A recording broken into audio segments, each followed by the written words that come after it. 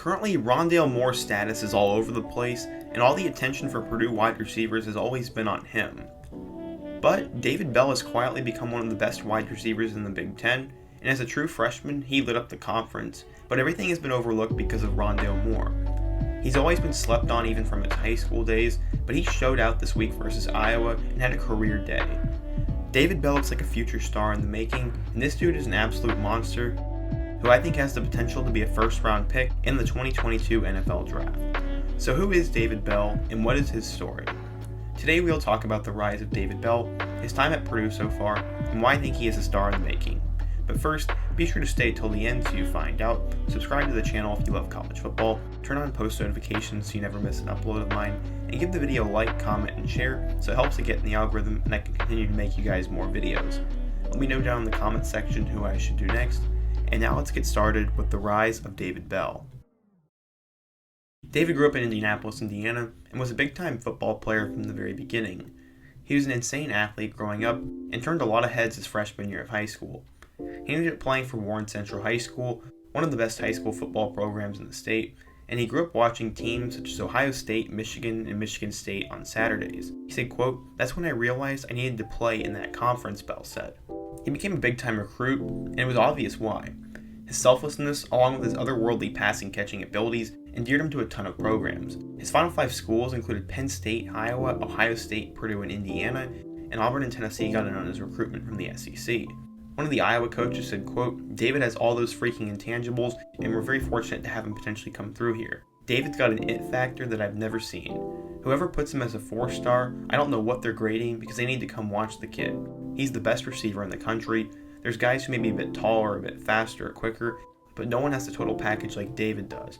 I said that about Rondale Moore last year when he was committed to Texas, and now he's tearing it up at Purdue. David is special, he's in that category. The 6'2", 180-pound receiver finished his senior year with 63 catches for 1,220 yards and 18 touchdowns. But he may not have been able to play in a state championship game. He suffered a high ankle sprain, and apparently he went to the urgent care clinic 3 straight days, trying to ask the doctors to find a way to make him recover quicker because he wanted to play in the state championship game that bad. He could barely walk, but he came to the state championship game with his bruised and swollen ankle and ended up blocking for the team en route to their state title win. He was an Army All-American and one of the better wide receivers in the country, but he waited late to decide where he was going to go. He ended up committing to Purdue and was following in the footsteps of Rondale Moore. He said, quote, "Coach Braum is a great coach. I love the offense there. I really want to be close to my grandma because she is handicapped. I want her to come to all my games." So basically it came down to proximity and the head coach. Some people say he's one of the best high school football players in state history, but somehow he lost the Mr. Football award to another 1A kid who was committed to Notre Dame. That sparked a lot of controversy and just added another chip to his shoulder. This was an award he should have won, and he should have been a higher ranked player in his class. According to 24/7 Sports, he was a 4-star recruit, the number 13 wide receiver, and the 113th best player in the class of 2019. He was also a star basketball player, led his team to a 32-0 record, and hit a game-winning shot on former Indiana star and current Boston Celtics guard Romeo Langford to win that game. This kid didn't lose a game on the football field or the basketball court his senior year and led his team to 2 state championships.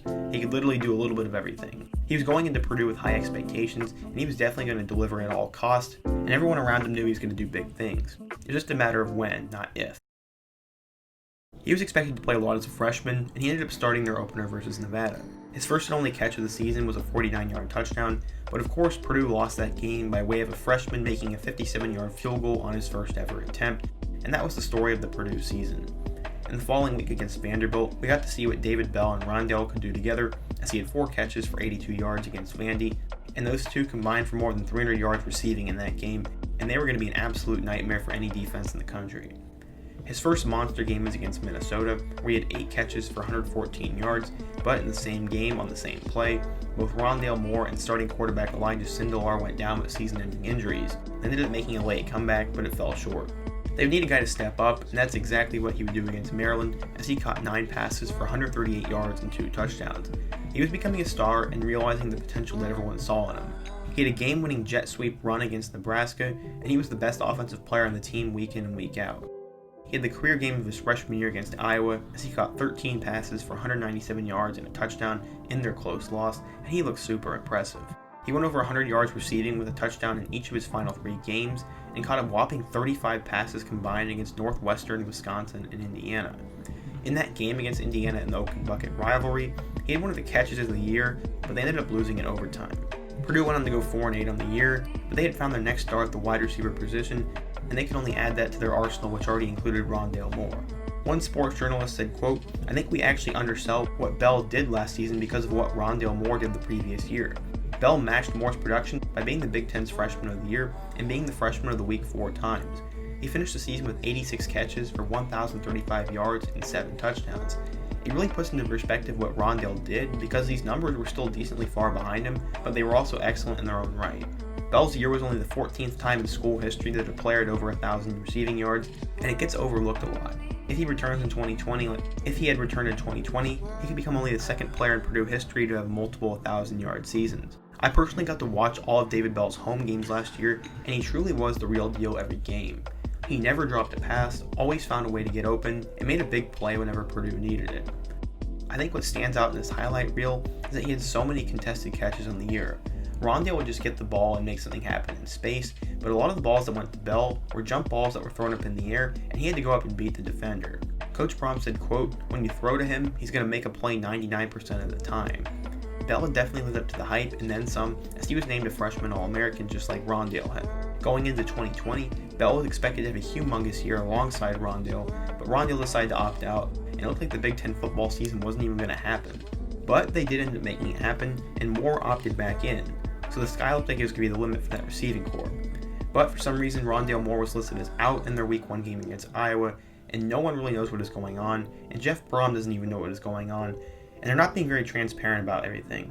For Bell, it was business as usual though, as he tied his career high in passes with 13 catches for 121 yards and 3 touchdowns, as he also caught the game-winning touchdown against the Hawkeyes.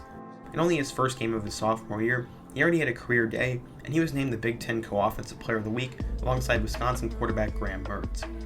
Maybe the Boilers don't need Rondale after all, and they can just ride the David Bell train. They have a ton of depth at wide receiver, and you can expect Purdue to continue to send wide receivers to the NFL and have guys develop.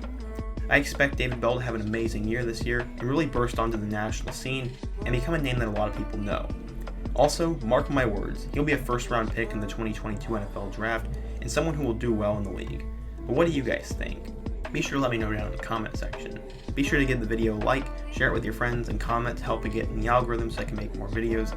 And if you love college football, be sure to subscribe. And if you never want to miss an upload of mine, go ahead and hit that little red bell icon.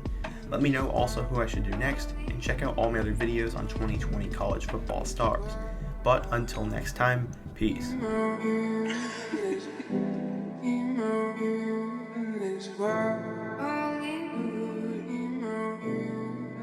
Wow.